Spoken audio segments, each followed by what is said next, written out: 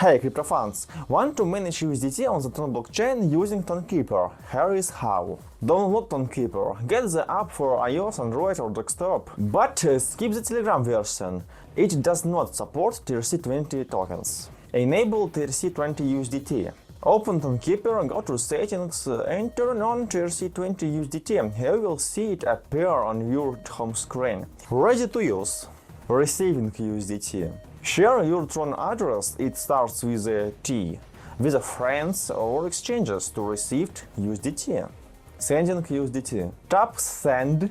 You will need a bit of Tonkeeper to power the wallet's battery for transaction fees. Level up with Tonkeeper Pro. With Tonkeeper Pro, you can send USDT without holding TRX. Fees are handled automatically. Plus, you can swap USDT for Tonkeeper in the Discover tab. And I'm gonna give you two pieces of tips.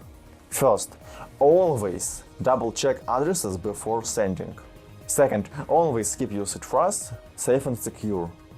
Ready to get started? Dive in and take control of your crypto with Tonkeeper. Number Fox was with you.